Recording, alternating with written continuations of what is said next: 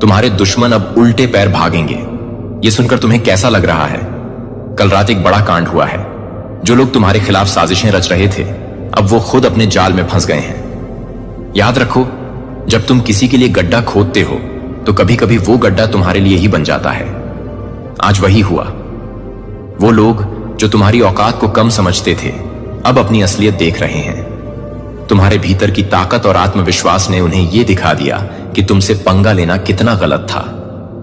अब वो समझ गए हैं कि उनकी चालें तुम्हें कमजोर नहीं कर सकती, बल्कि तुम्हें और मजबूत बना रही हैं। इस घटना से एक सीख मिलती है, कभी भी किसी को कम मत समझो। तुमने जो मेहनत की है वो आज रंग लाई है। जो लोग तुम्हें नीचे गिराने की कोशिश कर रहे थे, आज वहीं खुद गिर गए हैं। इसलिए आगे बढ़ो, अपनी राह पर चलो और हमेशा याद रखो कि सच्चाई और मेहनत का फल मीठा होता है। दुश्मनों के डर से कभी मत रुकना, क्योंकि जब तुम सही रास्ते पर होते हो तो ब्रह्मांड भी तुम्हारे साथ होता है। आज का यह संदेश उन सभी के लिए है जो संघर्ष कर रहे हैं। आपकी मेहनत और ईमानदारी कभी बेकार नहीं जाएगी। दुश्मनों को उल्टे पैर भागते हुए देखना सिर्फ एक शुरुआत है। आगे बढ़ो और अपनी जीत का जश्न मनाओ। मेरे परिवार का हिस्सा बनिए। और यदि आप आज की इस रीडिंग को क्लेम कर रहे हैं, इस पॉजिटिव वाइब्स को क्लेम कर रहे हैं, तो कमेंट सेक्शन में 333 लिखकर अपनी सहमति जरूर दें। आप कहां से सुन रहे हैं मुझे यह भी जरूर बताएं। आज फिर लेकर आया हूं यूनिवर्स मैसेज। आपके लिए क्या संदेश दिया है परमात्मा ने? आज आपको ध्यान से सुनिए। कुछ चैनलिंग करने जा रहा हूं। सुनकर होश उड़ जाएंगे, सुनकर होश उड़ जाएंगे। आपकी तरक्की से कोई चलता है, बार बार चलता है। जी हां, एक संकेत बार बार आपको मिल रहा है। आप बहुत भोले हैं। मैं जो भी व्यूवर्स की इस वक्त एनर्जी पिक कर पा रही हूं, जो भी इस वक्त मुझे सुन रहे हैं, मुझे नहीं पता भारत के किस कोने से हैं।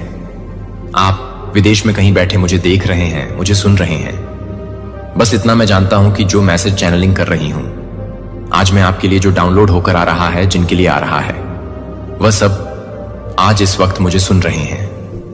यदि आपके सामने भी यह संदेश आया है, आपने भी क्लिक किया है, आप भी सुन रहे हैं, तो यह संदेश आपके लिए है।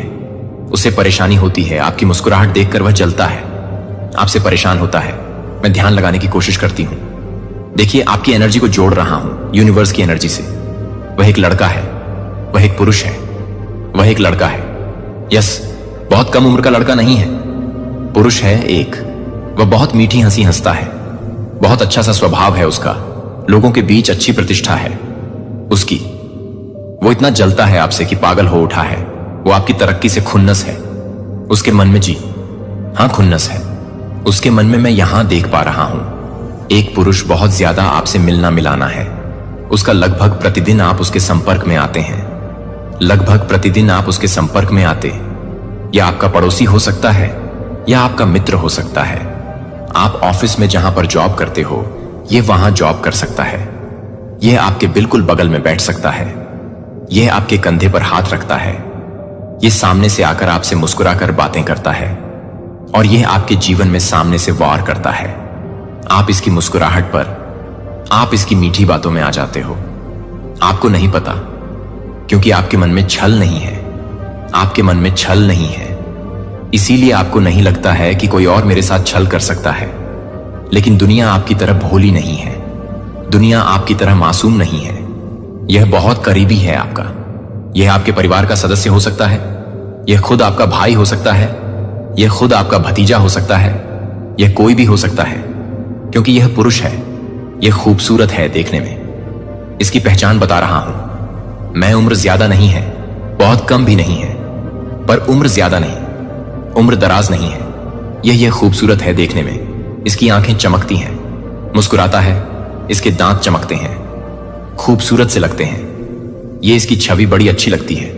देखने में बहुत मैल है, दिल में, इसके दिल में बहुत मैल है। मैं देख पा रही हूं। जब जब आपने अपनी तरक्की की बात बताई, इसको जब जब आपने कुछ अचीव किया जीवन में, मैं यहां पर देख रहा हूं। पास्ट में बहुत कष्ट झेला है आपने, पास्ट में बहुत कष्ट झेला है। और इस इंसान ने, जिसकी बात अभी मैं कर रहा हूं, इसने एक बार नहीं कई बार हमले किए हैं आप पर, कई बार वार किए हैं। ये कुछ नहीं कर सकता, तो बैठकर परमात्मा से आपके लिए बुरी चीजों को मैनिफेस्ट करता है, ये गलत चीजों को मैनिफेस्ट करता है।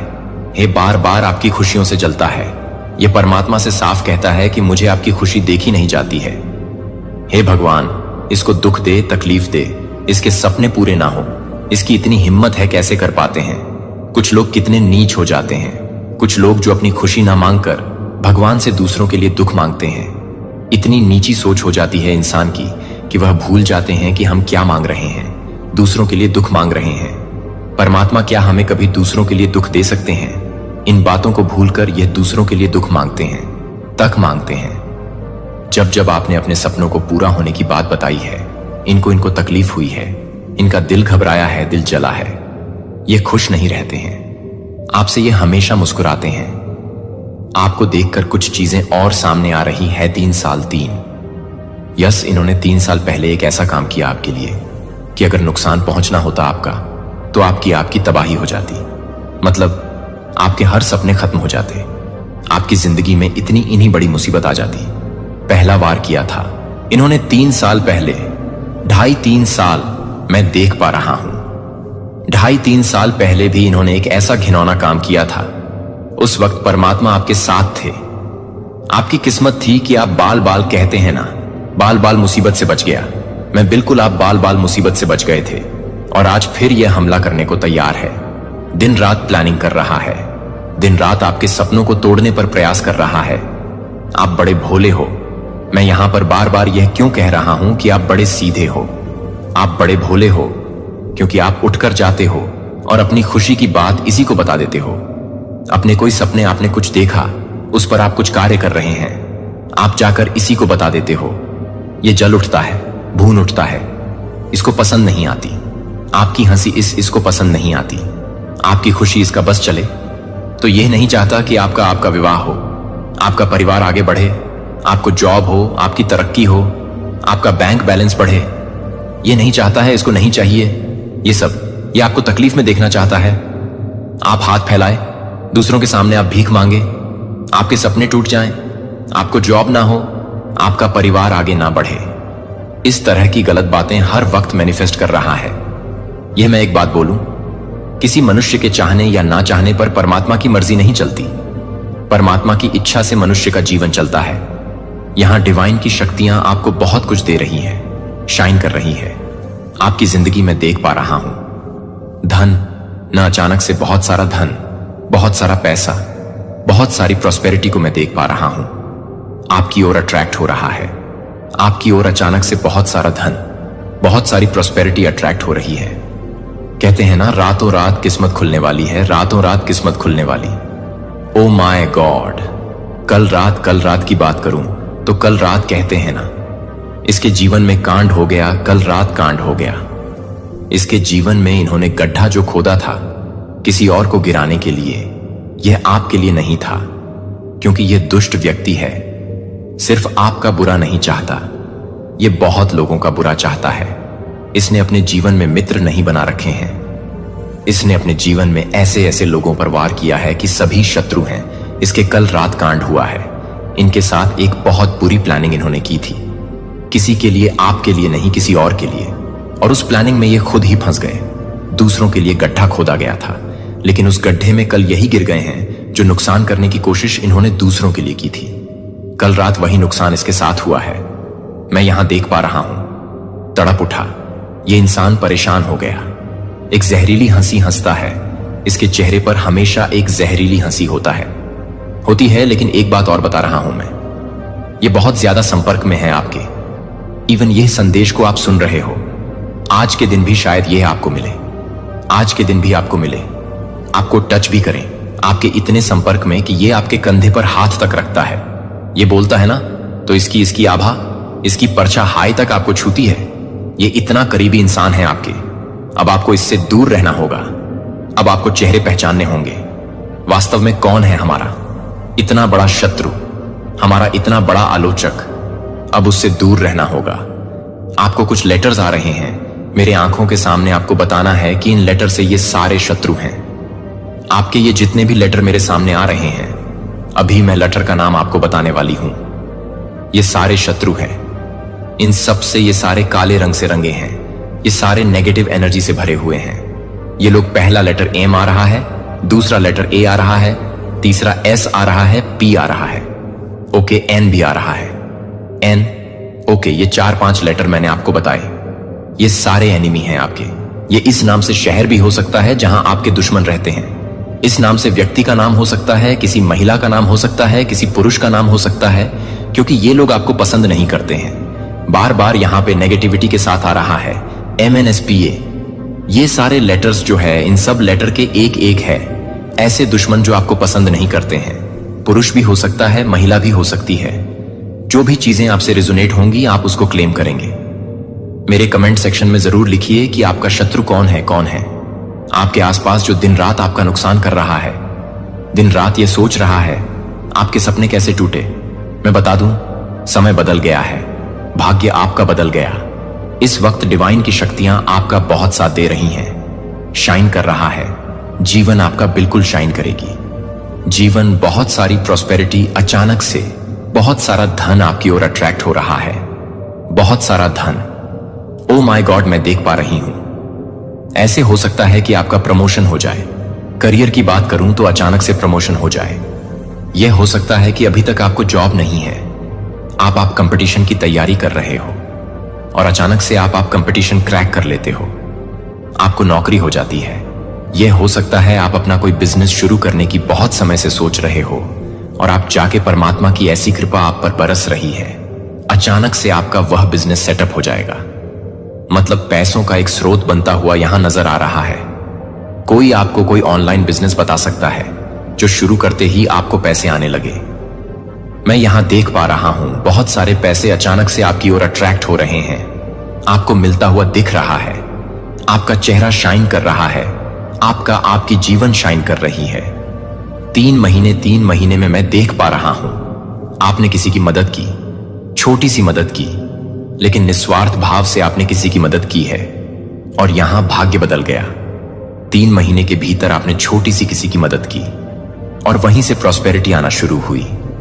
वहीं से कुछ ऐसा शुरू हुआ कि बस किस्मत बदल गई।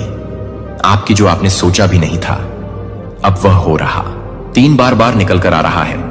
ये नंबर 3 की एनर्जी क्या है? क्यों इस रीडिंग को नंबर 3 की एनर्जी घेर रही है? यदि क्या 3 तारीख को आपका बर्थडे है या 3 तारीख को कुछ अच्छा हुआ है, आपके घर में 3 दिन के बाद कुछ होने वाला है, ऐसा कुछ भी हो सकता है, क्योंकि नंबर 3 की एनर्जी आज की इस रीडिंग को पूरा कवर कर रही है और पॉजिटिविटी के साथ कर रही है। नंबर 3 की एनर्जी बार बार सामने निकल कर आ रहे हैं। तो नंबर 3 से क्या संबंध है आपका? आप मेरे कमेंट सेक्शन में जरूर लिखें। होश उड़ने वाले हैं, दुश्मनों के होश उड़ने वाले, जो खुद को शेर समझते थे अब गीदड़ बनने वाले हैं। खुद को शेर समझने वाले अब गीदड़ बनने वाले हैं, जो दूसरों के लिए गड्ढा खोद रहे थे न दिन रात, अब वो खुद उसमें गिरेंगे, अब वो खुद उसमें गिरेंगे। वैसे भी हम लोग बचपन में ही इस किताब को पढ़ लेते हैं कि दूसरों के लिए गड्ढा खोने वाला खुद उसमें गिरता है। भले इस चीज को इंसान अपने जीवन में फॉलो नहीं करता, परंतु हमें बचपन में ही किताबों में यह सिखा दिया जाता है कि बुरा चाहने वाले के साथ बुरा होता है और इंसान बात बात पर इस बात को भूल जाता है।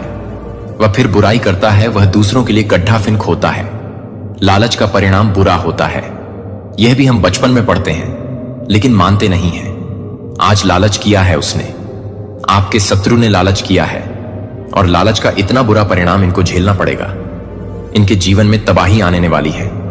आपके पूर्वज, आपके परमात्मा, आपकी शक्तियां, आपके एंजल्स अब बर्दाश्त नहीं करेंगे।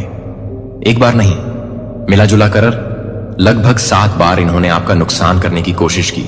कई बार कभी किसी को उकसाया आपके लिए, कभी कोई बनी बात बिगाड़ दी, कभी धन का नुकसान हुआ इसकी वजह से, और कभी कुछ ना कर पाया तो मैनिफेस्ट कर रहा है बैठकर, यह ताकि बुरी चीजें आपकी ओर अट्रैक्ट हो, गलत चीजें हों, आपके सपने टूट जाएं, आपके हाथ खाली रहें, दूसरों के सामने भीख आप मांगे।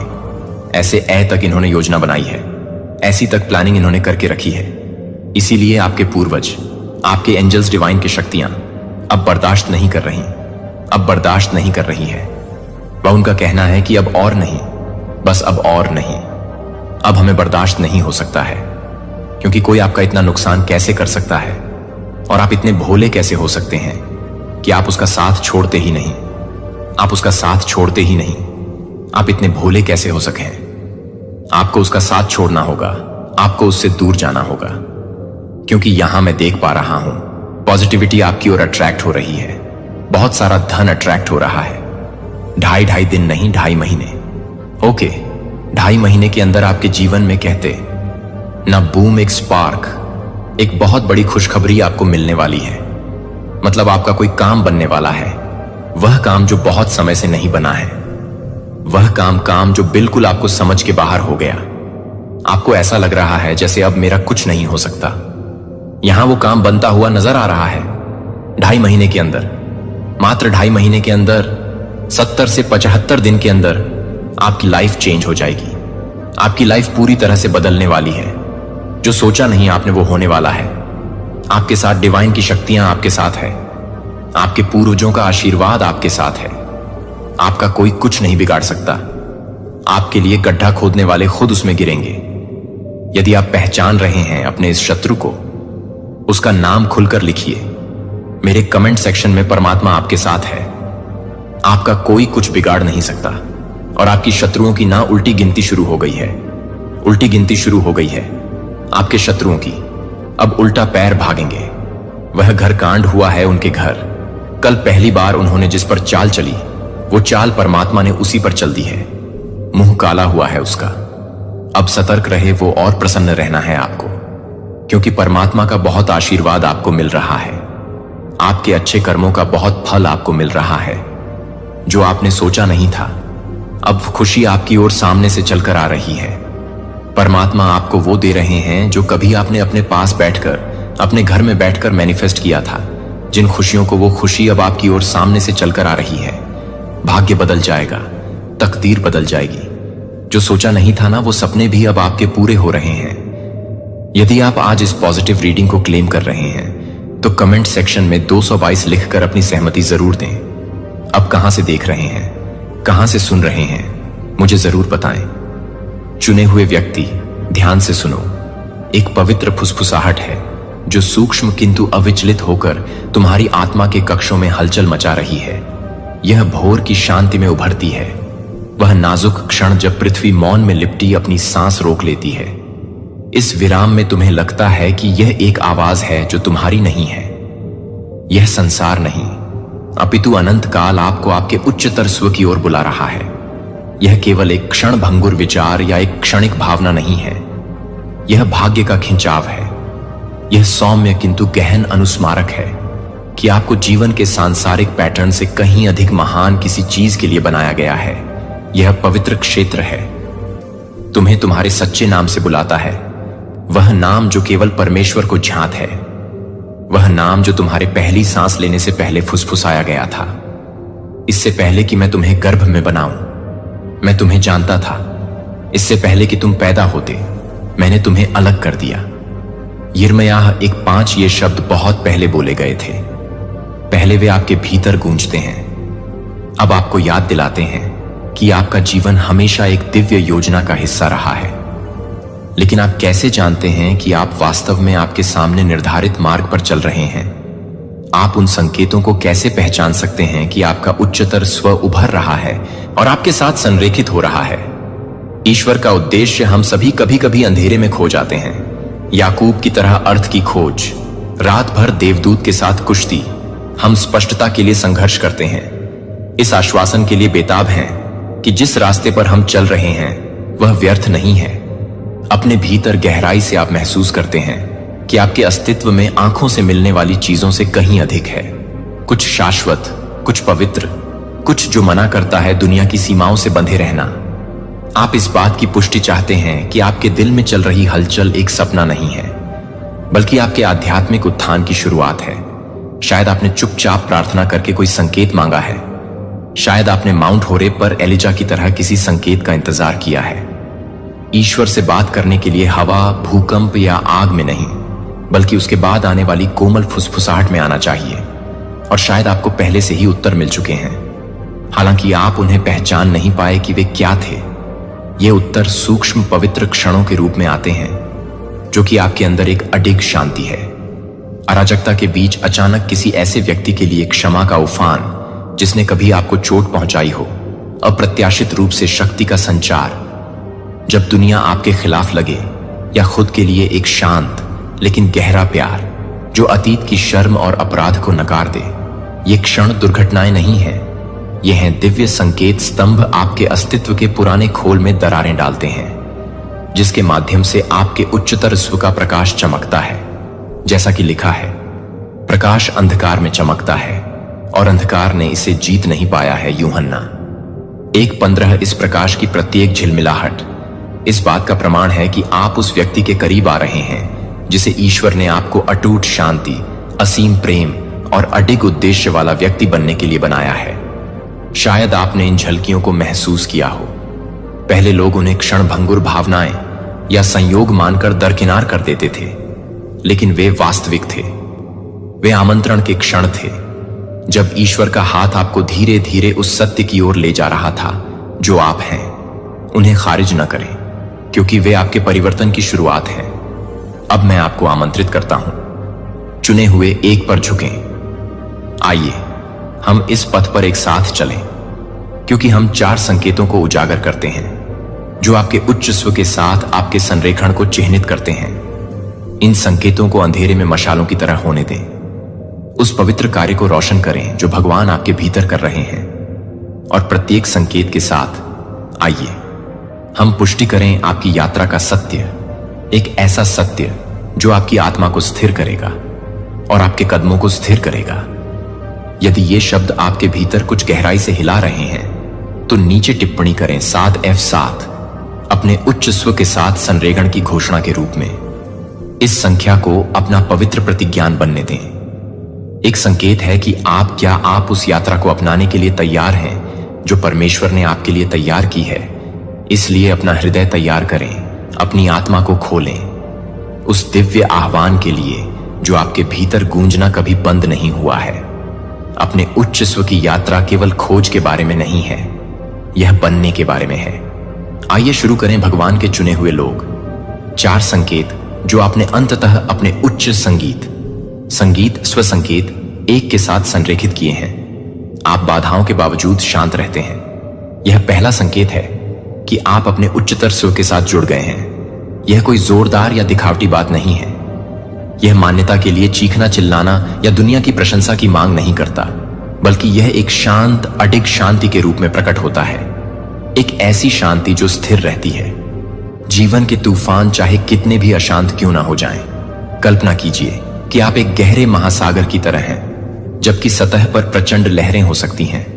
गहराइयां अछूती रहती हैं, शांत और स्थिर। क्या आपने कभी अपने भीतर इस गहरी स्थिरता को महसूस किया है? तब भी जब आपके आसपास की दुनिया गिरती हुई प्रतीत होती है। जब आप अपने उच्चतर स्व के साथ संरेखित होते हैं, तो आप इस महासागर जैसी शांति को मूर्त रूप देते हैं। आपके चारों ओर की अराजकता, वित्तीय संघर्ष, प्रियजनों के साथ संघर्ष या अप्रत्याशित पेशेवर असफलताएं गुजरती लहरों की तरह हो जाती हैं। ये सतही व्यवधान अब आपके अनुभव को परिभाषित नहीं करते हैं या आपके भीतर गहरी शांति को परेशान नहीं करते हैं। पाएं कि चाहे कितना भी तूफान क्यों ना हो, आपका आंतरिक कंप्यूटेशन हमेशा बना रहेगा, बुद्धि और स्पष्टता के साथ आपका मार्गदर्शन करते हुए स्थिर रहते हैं। क्या आपने देखा है कि जब आप शोर पर प्रतिक्रिया करना बंद कर देते हैं और अपने भीतर की शांति पर भरोसा करना शुरू करते हैं, तो आप कितने मजबूत हो जाते हैं। लेकिन यह शांति आपके पास कैसे आती है? सुसमाचार में तूफान को शांत करने वाले यीशु की कहानी पर विचार करें। मार्क 4:39 में जब उनके शिष्य समुद्र की हिंसक लहरों के बीच घबरा गए, तो यीशु ने खड़े होकर हवा को डांटा और कहा कि शांति बनी रहे। उसी क्षण तूफान थम गया और चारों ओर बड़ी शांति छा गई। यही वह शक्ति है जिसे अब आप आंतरिक तूफानों को शांत करने में धारण करते हैं। भय, संदेह और चिंता के तूफानों के बीच आप भी अराजकता के बीच उठ सकते हैं और अपने दिल पर शांति की घोषणा कर सकते हैं। पिछली बार जब जीवन ने आपको चुनौती दी थी, उस बारे में सोचें। क्या आपने तब भी एक अस्पष्ट शांति की भावना महसूस की थी, जब ऐसा लग रहा था कि सब कुछ बिखर रहा है? यह एक संयोग नहीं था, क्या आपका उच्चतर स्व आपको याद दिला रहा था कि आप किसी भी तूफान का सामना करने के लिए चुने गए हैं, मजबूत और सुसज्जित हैं? क्या होगा यदि ये चुनौतियां आपको तोड़ने के लिए नहीं, बल्कि आपके लचीलेपन की गहराई को प्रकट करने के लिए हैं? क्या आप ईश्वरीय हाथ को आपको एक ऐसे व्यक्ति के रूप में आकार देते हुए देखना शुरू कर रहे हैं जो चलता है अविचल शांति के साथ? चाहे परिस्थितियां कैसी भी हों, यह शांति नहीं है, यह सिर्फ एक विशेषता है। यह आपका सबूत है कि आप अपने उद्देश्य के अनुरूप चल रहे हैं। यह आपका संकेत है कि आप केवल जीवन में जीवित नहीं रह रहे हैं, आप इससे ऊपर उठ रहे हैं। इसलिए अगली बार जब लहरें टूटकर आएं, तो याद रखें कि आपकी शांति ही प्रारंभिक चरणों में आपकी शक्ति है। क्या आपको याद है कि कैसे मुसीबत के पहले संकेत पर डर और घबराहट आपके दिल को जकड़ लेती थी? चाहे समस्या बड़ी हो या छोटी, आपके विचारों को एक भंवर में घुमा देती थी कि क्या होगा अगर। शायद आप रात भर जागते रहते थे और अपने मन में हर परिदृश्य पर संदेह करते थे। आपने जो चुनाव किया और अनिश्चितता का भार अपने सीने पर महसूस कर रहे थे। चिंता का यह चक्र अक्सर भ्रम की स्थिति पैदा करता था, जिससे स्पष्टता पाना कठिन हो जाता था और आपकी खुशहाली की भावना नष्ट हो जाती थी। लेकिन क्या होगा यदि ये क्षण आपको नुकसान पहुंचाने के लिए नहीं, बल्कि आपको नुकसान पहुंचाने के लिए थे? आपको किसी महान चीज के लिए तैयार करें। क्या अब आप देखते हैं कि वे क्षण आपको अपने उच्च स्व के साथ इस संरेखण के लिए कैसे आकार दे रहे थे? मूसा की कहानी पर विचार करें, जब उसने पहली बार जलती हुई झाड़ी में भगवान का सामना किया था। निर्गमन 3। मूसा इजरायलियों को बाहर निकालने की अपनी क्षमता पर संदेह करते हुए हिचकिचा रहा था। मिस्र से उसने पूछा कि मैं कौन हूं जो फिरौन के पास जाऊं और इजरायलियों को ले आऊं। मिस्र से बाहर निर्गमन 3:11 पर भी परमेश्वर ने उसे आश्वस्त करते हुए कहा कि मैं तुम्हारे साथ रहूंगा। मूसा की तरह आपने भी आत्मसंदेह और भय के क्षणों का सामना किया होगा, लेकिन वे क्षण आपके विकास के लिए मंच तैयार कर रहे थे। वे आपको शांत आश्वासन के लिए तैयार कर रहे थे। यह इस बात को जानने से आता है कि आप कभी अकेले नहीं होते हैं। जब आप अपने उच्चतर स्व के साथ तालमेल में कदम रखते हैं, तो बाधाओं को देखने का आपका नजरिया बदलना शुरू हो जाता है।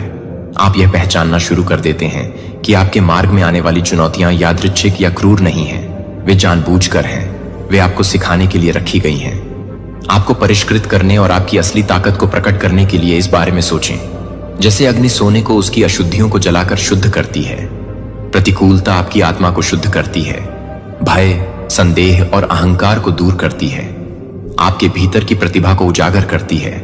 इस एहसास के साथ आपका आसन बदल जाता है। जीवन की परीक्षाओं का विरोध करने के बजाय आप शुरू करते हैं साहस के साथ उनका सामना करना, यह कहते हुए कि मैं यहां हूं, मुझे सिखाओ, मुझे निखारो, मुझे उस व्यक्ति के रूप में आकार दो जो मैं बनने के लिए नियत हूं। अय्यूब की कहानी पर विचार करो, एक ऐसे व्यक्ति जिसका विश्वास अकल्पनीय पीड़ा से परखा गया। अय्यूब एक तो अपनी संपत्ति, परिवार और स्वास्थ्य को खोने के बावजूद अय्यूब ने परमेश्वर को कोसा नहीं। इसके बजाय उसने घोषणा की कि प्रभु ने दिया और प्रभु ने ले लिया है, प्रभु के नाम की स्तुति हो। अय्यूब 121 विपत्ति के बीच उसके अटूट भरोसे ने उसके चरित्र को परिष्कृत किया और उसके विश्वास को प्रकट किया। उसी तरह से आपके परीक्षण आपको तोड़ने के लिए नहीं, बल्कि आपके भीतर के सोने को बाहर लाने के लिए हैं। क्या आप देख सकते हैं आपकी अपनी चुनौतियां आपको कैसे अधिक मजबूत और अधिक लचीला बना रही हैं? दृष्टिकोण में यह परिवर्तन निष्क्रिय नहीं है, यह क्रांतिकारी है। प्रतिकूल परिस्थितियों के बीच शांत भाव से खड़े रहना स्वीकार करना एक साहसिक और शक्तिशाली कार्य है।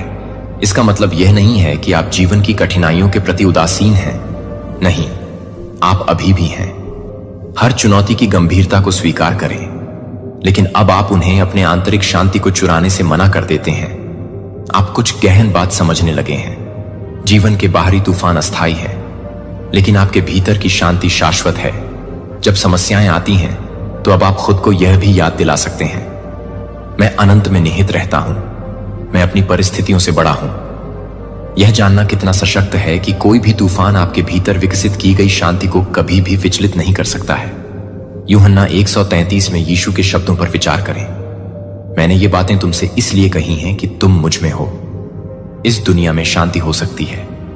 आपको परेशानी होगी, लेकिन हिम्मत रखें, मैंने दुनिया को जीत लिया है। यह वह शांति है जिसे अब आप धारण करते हैं, एक ऐसी शांति जो जीवन के तूफानों से परे है, क्योंकि यह किसी शाश्वत चीज में लंगर डाले हुए है। यह शांति परेशानी की उपस्थिति से इनकार नहीं करती है, लेकिन यह घोषणा करती है कि परेशानी अंतिम शब्द नहीं होगी। लेकिन आइए ईमानदार रहें, यह शांति, यह विश्वास, यह रातों रात नहीं उभरता है। यह दिव्य, ईश्वर या सार्वभौमिक शक्ति के साथ एक गहरा संबंध का फल है, जिसे आप पवित्र मानते हैं। यह संबंध जानबूझकर अभ्यास के माध्यम से विकसित होता है। प्रार्थना जो मन को शांत करती है, ध्यान जो आत्मा को केंद्रित करता है, जर्नलिंग जो आपके विचारों को सुलझाता है, या प्रकृति में टहलना और अपने से बड़ी किसी चीज की उपस्थिति को महसूस करना, इनमें से प्रत्येक क्षण आपको याद दिलाता है कि आप इस यात्रा पर अकेले नहीं चल रहे हैं। क्या आप ऐसा कोई क्षण याद कर सकते हैं जब आपको ईश्वर या आत्मा की स्पष्ट उपस्थिति महसूस हुई हो, जो आपको मार्गदर्शन दे रही हो, तब भी जब सब कुछ अनिश्चित लग रहा हो? फिर से यीशु के जीवन पर, जो अक्सर प्रार्थना करने के लिए एकांत स्थानों पर चले जाते थे। ल्यूक 5:16 भगवान के साथ शांत संवाद के उन क्षणों में उन्हें अपने मिशन का सामना करने की ताकत मिली। आप भी इन पवित्र स्थानों के क्षणों में आमंत्रित हैं, जहां आप ईश्वर से जुड़ते हैं और जीवन के तूफानों के बीच शांत रहने की शक्ति प्राप्त करें। यह शांति, यह आपका संकेत है, यह इस बात का प्रमाण है कि आप अपने उच्चतर स्व के साथ संरेखित हो रहे हैं और वह व्यक्ति बन रहे हैं जो आप हमेशा से बनना चाहते थे। अपने भीतर इस गहन शांति को अपनाएं। आप अपने जीवन के हर पहलू में इसकी परिवर्तनकारी शक्ति को महसूस करना शुरू कर देंगे। यह केवल जीवन में जीवित रहने के बारे में नहीं है। चुनौतियां, यह अनुग्रह के साथ उनसे पार पाने के बारे में है। यह शांति आपको स्पष्टता और उद्देश्य के साथ जीवन की कठिनाइयों का जवाब देने के लिए सशक्त बनाती है। अतीत की प्रतिक्रियात्मक प्रवृत्तियां, क्रोध, घबराहट, नियंत्रण की आवश्यकता फीकी पड़ने लगती है। उनके स्थान पर एक स्थिर उपस्थिति उभरती है, एक शांत आत्मविश्वास जो सक्षम बनाता है आपको सबसे अशांत क्षणों को भी बुद्धि और धैर्य के साथ पार करने में मदद करने के लिए एलिजा की कहानी पर विचार करें।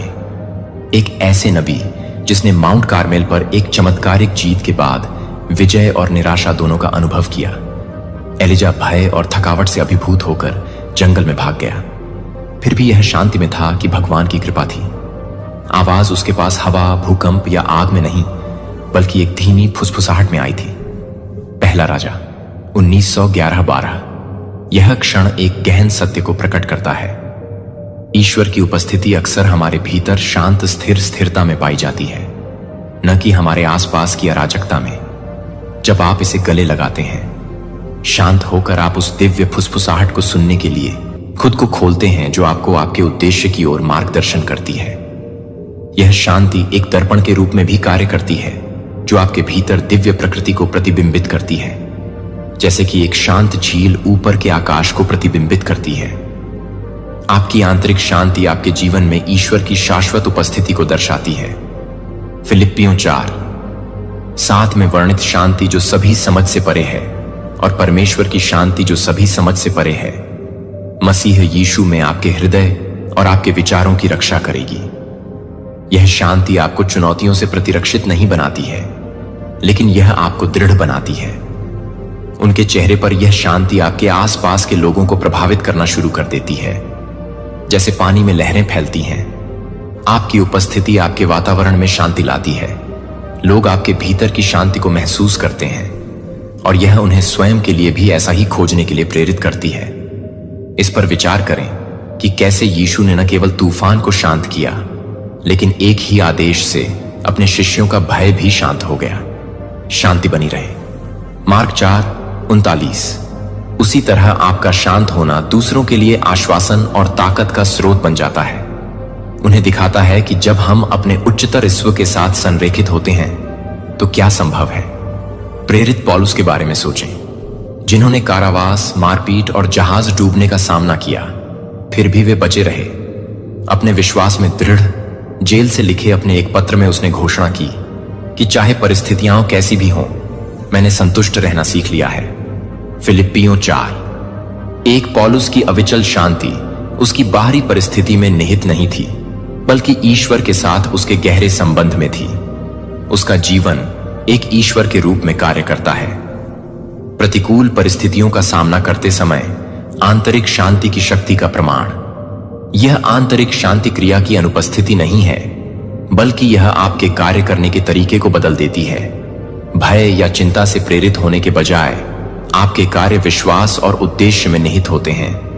आप निर्णय लेते समय दृढ़ संकल्पित होते हैं। एक स्थिर हृदय और स्पष्ट मन यह विश्वास करते हुए कि आपको जो मार्गदर्शन प्राप्त हो रहा है वह आपको आपकी सर्वोच्च भलाई की ओर ले जा रहा है। जब चुनौतियां आती हैं तो आप उन्हें बाधाओं के रूप में नहीं देखते, बल्कि उन्हें बढ़ने के अवसर के रूप में देखते हैं। अपने चरित्र को निखारते हैं और ईश्वर के साथ अपने संबंध को गहरा करते हैं। इस पर विचार करें कि यह कैसे होता है। शांति ने शेर की मांद में दानियेल को बदल दिया। दानियेल 6 निश्चित मृत्यु का सामना कर रहा था। दानियेल परमेश्वर की सुरक्षा पर भरोसा करते हुए शांत रहा। उसके अटूट विश्वास ने शेरों को शाब्दिक और लाक्षणिक रूप से चुप करा दिया। यह साबित करता है कि ईश्वरीय शांति सबसे भयावह परिस्थितियों पर भी विजय पा सकती है। यह शांति आपकी क्षमता का भी पोषण करती है। जब मन चिंता से मुक्त हो तो सपने देखें और सृजन करें या डर, यह प्रेरणा और दृष्टि के लिए उपजाऊ जमीन बन जाता है। आप उन जगहों पर संभावनाएं देखना शुरू कर देते हैं जहां पहले आप सीमाएं देखते थे। आप उस जीवन की कल्पना करना शुरू कर देते हैं जिसे आप वास्तव में चाहते हैं, यह जानते हुए कि आपके भीतर की शांति इसे बनाने का आधार है। हालांकि इस शांति को बनाए रखने के लिए जानबूझकर प्रयास की आवश्यकता होती है। यह कोई ऐसी चीज नहीं है जिसे आप एक बार में ही प्राप्त कर लेते हैं। यह एक दैनिक अभ्यास है, एक विकल्प है जिसे आप पल पल चुनते हैं। यही कारण है कि उन अभ्यासों की ओर लौटना जो ईश्वर से आपके संबंध को पोषित करते हैं इतना आवश्यक है। चाहे वह प्रार्थना, ध्यान, जर्नलिंग के माध्यम से हो या केवल प्रकृति में रहने के माध्यम से हो, ये अभ्यास आपको स्थिर करते हैं। शाश्वत में आपको याद दिलाता है कि आप कभी अकेले नहीं हैं। इसलिए जब जीवन के तूफान उठते हैं तो याद रखें कि शांति आपका जन्म सिद्ध अधिकार है। यह आपके उच्च स्व के साथ आपके संरेखण और दिव्य से आपके संबंध का सबूत है। यह आपको याद दिलाता है कि चाहे कुछ भी हो जाए, आप अपने तरीके से इसका सामना करने के लिए शक्ति के साथ सुसज्जित हैं। स्पष्टता और अनुग्रह।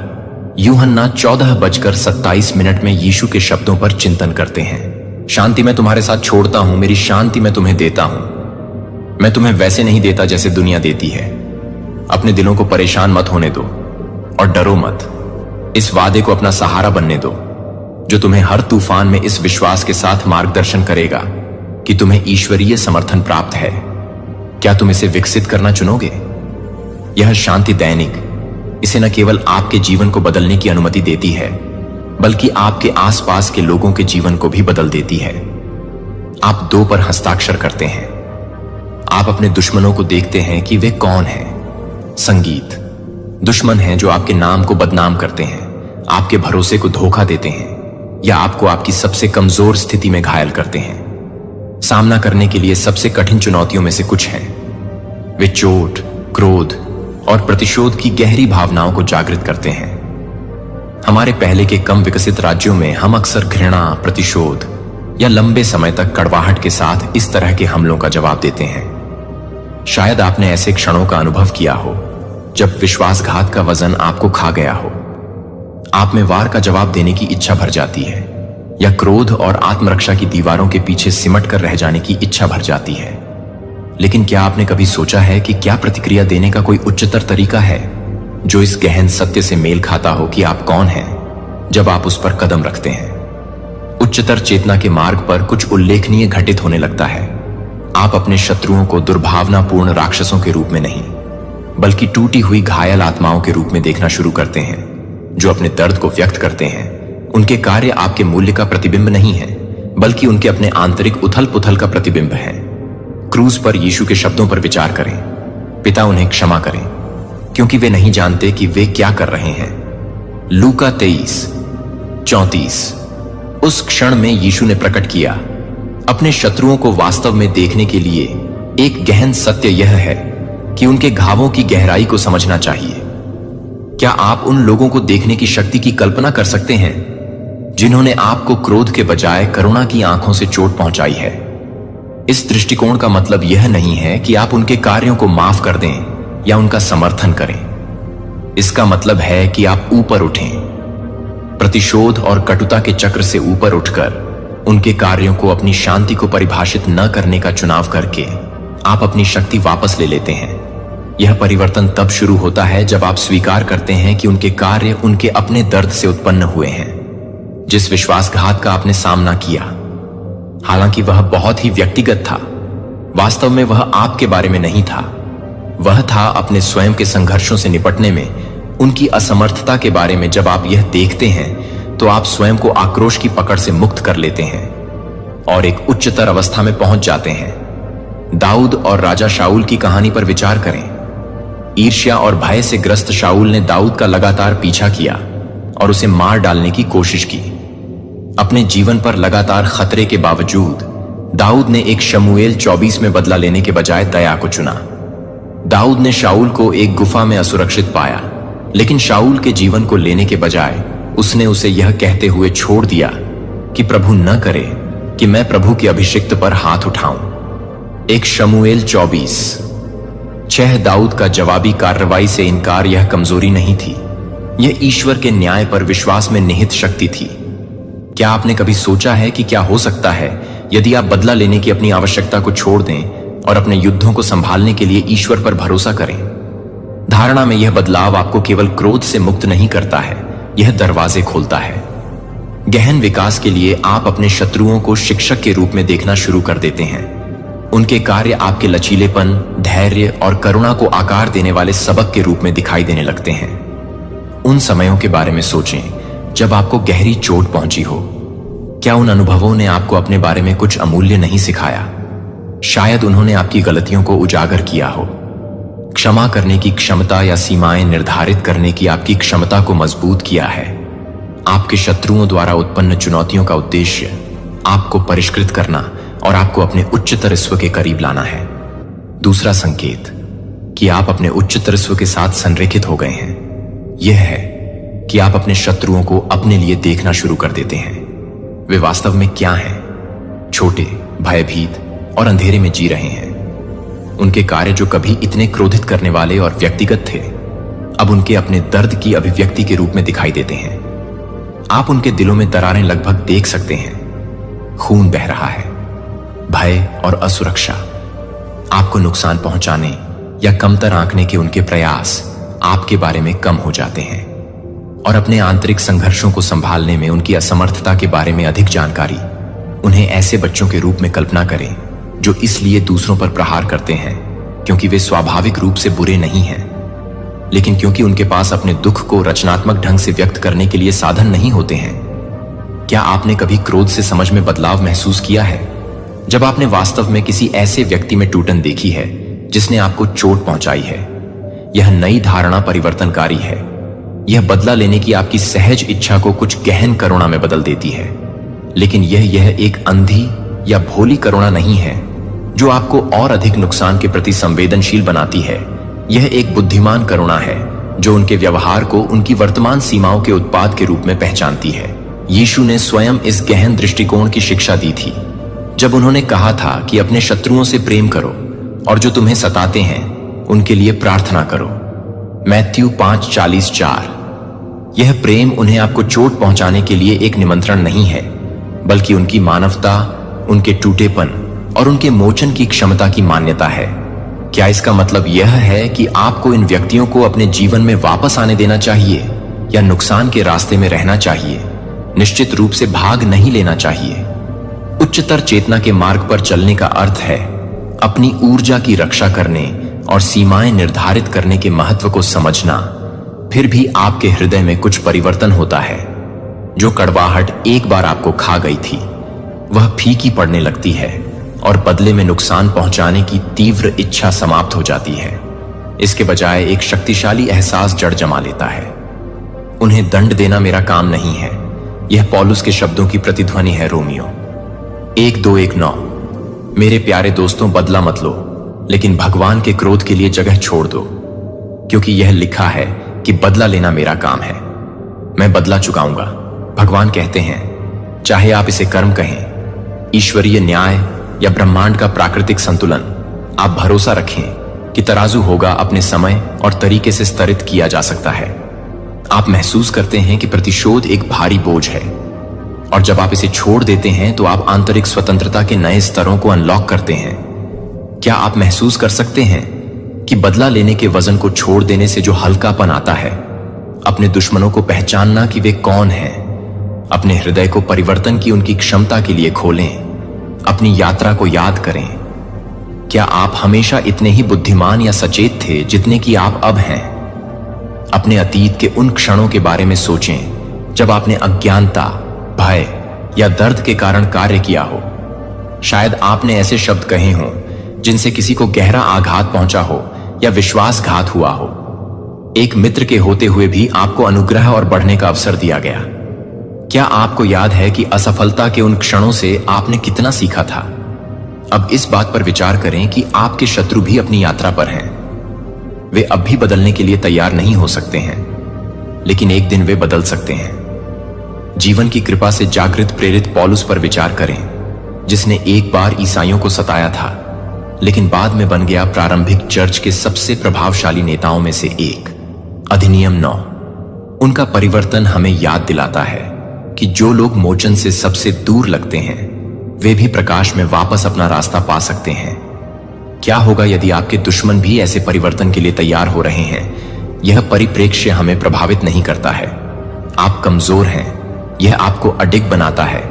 आपको यह एहसास होता है कि ये तथाकथित दुश्मन वास्तव में आपको नुकसान नहीं पहुंचा सकते हैं। वे आपके अहंकार को चोट पहुंचा सकते हैं या आपकी योजनाओं को बाधित कर सकते हैं, लेकिन वे आपके शाश्वत प्रकाश, आपके दिव्य उद्देश्य या आपके ईश्वर से संबंध को नहीं छू सकते हैं जिस पर आप चलते हैं। किसी ऐसे व्यक्ति के शांत आत्मविश्वास के साथ जो अपना मूल्य जानता है, वह मानवीय क्षुद्रता से कहीं परे किसी चीज में निहित है।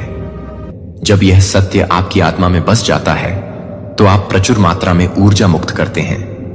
वह ऊर्जा जो कभी क्रोध और कड़वाहट को बढ़ाती थी, लेकिन अब उस जीवन के निर्माण में लगाई जा सकती है जिसे आप चाहते हैं। आप पुराने घावों को भर सकते हैं। अपने उच्च उद्देश्य का कठिनाई के वजन के नीचे गिरने के लिए आकार नहीं दिया था।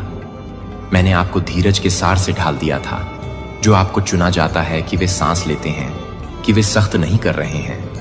जब आप यह देखते हैं कि वे घावों से अधिक नहीं हैं, तो यह कि वे एक उद्देश्य के लिए तैयार हैं, एक शिखर पर खड़े हैं। दुर्घटनाग्रस्त लहरें आपको डूबने के लिए नहीं आती हैं, लेकिन यह साबित करने के लिए कि आप जानते हैं कि विश्वास के पंखों के साथ उनके ऊपर कैसे उठना है। मैंने आपकी आत्मा को उपवास किया है।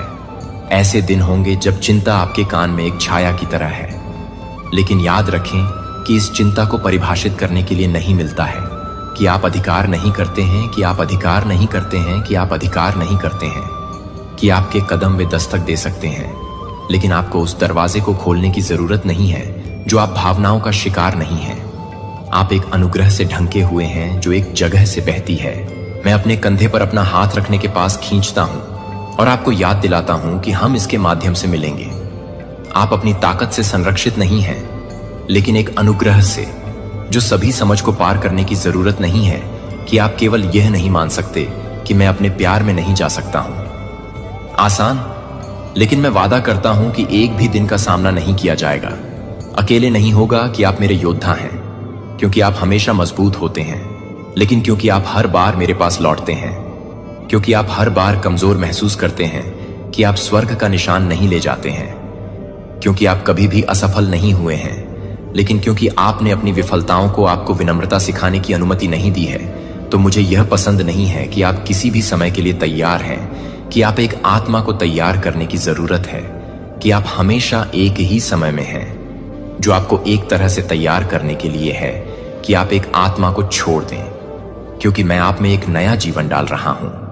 मेरे सिंहासन से सीधे एक दिव्य प्रवाह इस दुनिया से पैदा नहीं हुआ, एक जीवन शक्ति नहीं है, लेकिन स्वर्ग से ही मेरी पवित्र आत्मा आपको एक गुजरती हुई हवा के रूप में संतृप्त नहीं कर रही है, बल्कि एक बारिश के रूप में जो आत्मा को भिगोती है, जो आपके लिए पूरी तरह से एक कोमल स्पर्श है, जो आपके लिए एक कोमल स्पर्श है, जो कि आपके लिए पूरी तरह से बहती है, जो आपके लिए है और अपने विश्वास को खोलना नहीं है। मैं जो कुछ भी नहीं दे रहा हूं उसे पकड़ो, मैं आंशिक या अधूरा है। और जब मेरी आत्मा हर उस डर से हर हिचकिचाती है जो एक बार आपको छाया में बंदी बना लेती है, तो मैं आपको एक डरपोक दिल के साथ रहने के लिए नहीं बनाने के लिए नहीं बना था, जो कि आपको एक धर्मनिरपेक्ष रूप से नहीं करते हैं, जो आपको एक धर्मनिरपेक्ष रूप से नहीं करता है। डेस्टिनी किसी को भी आपको संदेह न होने दें कि मैंने आपके भीतर जो साहस रखा है वह डर की अनुपस्थिति नहीं है। यह तब भी आगे बढ़ने की इच्छा शक्ति है जब आपका दिल अभी भी कांपता है। लेकिन अब मैं उस आग को फिर से जागृत कर रहा हूं ताकि डर अब एक आवाज ना हो, जो आप अपनी क्षमता के कारण मजबूत नहीं होते हैं, क्योंकि आप हर तरह से काम कर रहे हैं। आप अनिश्चितता में नहीं चलते हैं कि आप फर्म फुटिंग के साथ चलते हैं, क्योंकि प्रत्येक कदम मेरे द्वारा निर्देशित होता है। जब आप नहीं जानते कि मेरी आत्मा को लेने का रास्ता प्रकाश है, जो उस तरह से रोशन करता है जो आपके दिमाग में संदेह की आवाज उठता है, तो मेरा शब्द मेरे शब्द बन जाता है, जो हर झूठ का उपभोग करता है, जिसे आप अब पूछने की जरूरत नहीं है, क्या मैं सही रास्ते पर हूं? क्योंकि मैंने आपके दिल में स्वर्ग का नक्शा रखा है।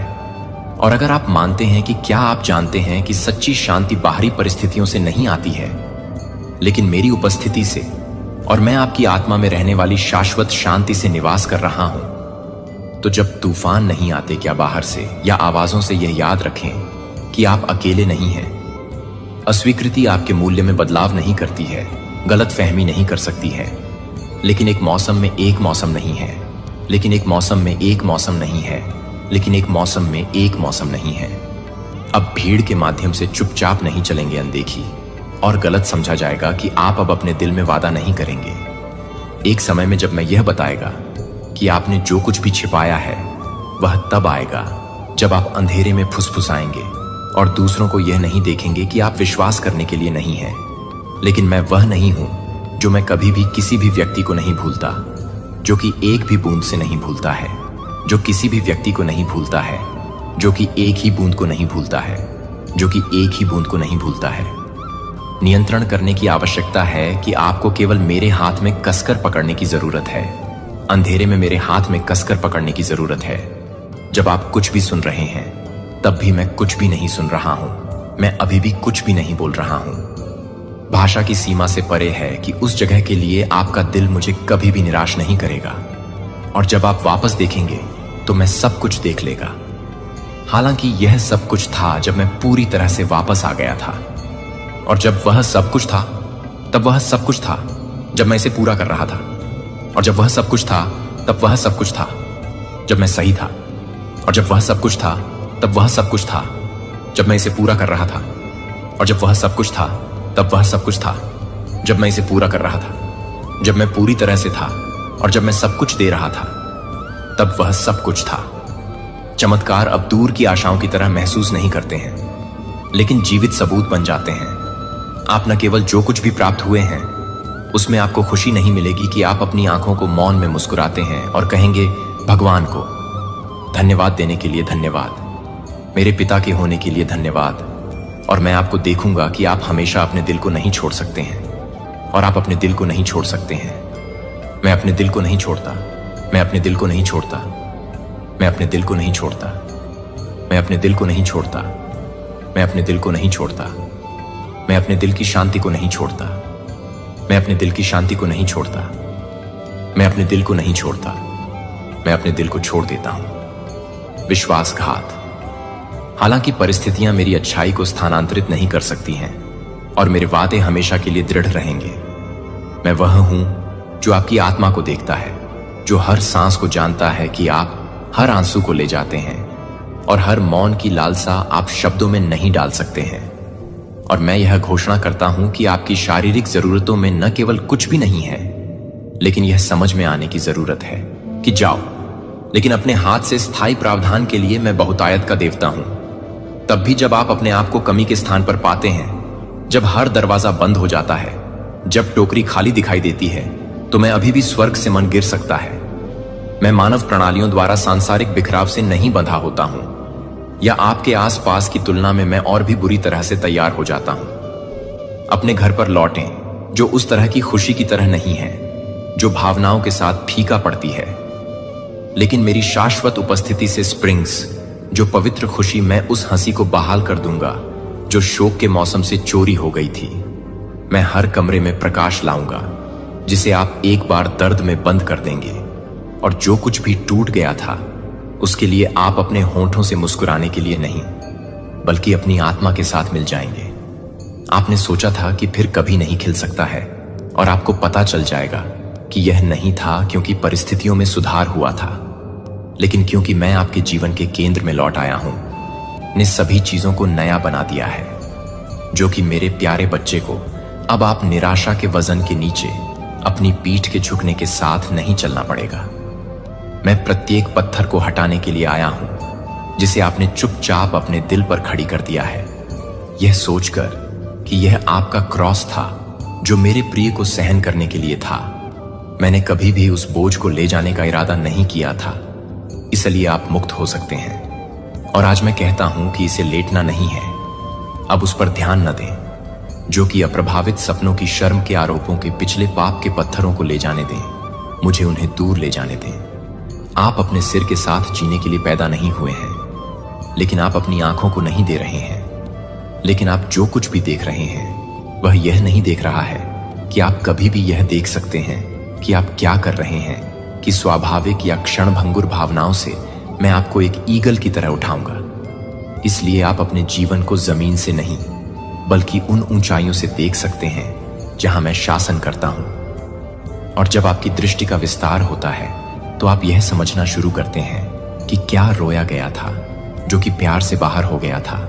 उसके साथ जो कुछ भी टूट गया था वह भविष्य के लिए तैयार नहीं था, कि मैं भविष्य को पूरी तरह से तैयार नहीं कर सकता हूं।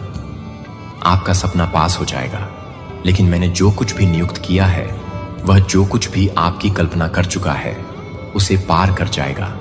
जो आपको पता चल जाएगा कि इंतजार करना कभी भी व्यर्थ नहीं होता है, कि दृश्य परिणामों के बिना आज्ञाकारिता के प्रत्येक कार्य को एक नींव की तुलना में एक नींव अधिक ठोस है, जो कि पूर्णता के लिए एक इनाम नहीं है। लेकिन आप भी भले ही हो रहे हैं, यहां तक कि यह पूछते हुए कि आप उस जगह तक पहुंच जाएंगे जहां मैंने यात्रा की है। वह यात्रा को केवल स्थिर होने की आवश्यकता नहीं है, और मुझे आपको अपने लिए मजबूत होने की आवश्यकता नहीं है। मैं खुद के लिए मजबूत होने की जरूरत नहीं है। मैं आपकी ताकत बनूंगा। मैं चट्टान पर आपके पैरों को रोक दूंगा। उन क्षणों के लिए जब सब ठीक हो जाता है तो उन्हें परीक्षण में बाहर निकाल दिया जाता है, और उन दिनों में थकावट होती है जब आपके पास प्रार्थना करने के लिए कोई और शब्द नहीं होते हैं। यह कमजोरी के उन बहुत क्षणों में है कि मैं अपनी सबसे बड़ी ताकत प्रदर्शित करूंगा, और उन जगहों पर जहां कुछ भी नहीं लगता है कि मैं अपने मौसम को देखने के लिए नहीं करता हूं, लेकिन मैं यह नहीं बताता कि मेरी यात्रा को नहीं बताएगा। आप उस प्रकाश के लिए अंधा कर रहे हैं जो विश्वास के पास आ रही है, कि एक दिन आप वापस देखेंगे और देखेंगे कि मैंने जो कुछ भी समझा था वह उस समय आपके लिए मेरे अथक प्रेम से पैदा नहीं हुआ था, और उस दिन में आपके आंसू प्रशंसा के गीतों में बदल जाएंगे। आप विश्वास और संदेह के बीच, मूक कुश्ती के बीच, आप जो लंबे समय से देख रहे हैं और जो आप दिए गए वादों के बीच देखते हैं, और जब आप वास्तविकता में रहते हैं तब भी आप जो कुछ भी नहीं करते हैं, तब भी आप जो कुछ भी नहीं समझ सकते हैं, तब भी मुझे लगता है कि जब आप प्रार्थना करने के लिए शब्दों से बाहर निकलते हैं तब भी मैं सुनता हूं। और यहां तक कि जब आप एक तूफान में एक पतले धागे की तरह कांपते हैं तो आप कभी नहीं देख पाएंगे कि मैं अपने दिल में फुलाता नहीं है। भूल गए, लेकिन कोई भी मेरे बच्चे को मैंने कभी भी, हर बार जब आप एक रोते हुए गुप्त रूप से निकलते हैं तो हर बार आप पर, हर बार जब कोई रोना नहीं देखा जाता है तो कोई भी व्यक्ति आपके द्वारा पहना जाने वाला हर जबरदस्त मुस्कान नहीं देखेगा, जबकि आपका दिल अलग हो रहा था। जब तक कि मैंने यह सब देखा था, और यह सब मेरे प्यार के लिए नहीं है, क्योंकि आप अपने प्यार को पूरा नहीं करते हैं, क्योंकि आप हमेशा यह नहीं बताते हैं कि आप इसे पूरी तरह से नहीं दे रहे हैं, क्योंकि आप हमेशा मजबूत नहीं हैं, क्योंकि आप पूरी तरह से नहीं मिलते हैं, क्योंकि आप हमेशा मजबूत नहीं हैं। आपका दिल, मुझे पता है कि यह आपके आसपास के लोगों द्वारा छोड़े गए गहरे फ्रैक्चर से उपजा है, लेकिन यह याद रखें कि मैं उनके जैसा नहीं हूं। मैं खाली वादे नहीं करता हूं। मैं अपना हाथ तब वापस नहीं लेता हूं जब आपको इसकी आवश्यकता होती है। मैं सबसे ज्यादा वफादार हूं और यह वह बहुत ही विश्वास है जो आपके दिल के दिन को चंगा करने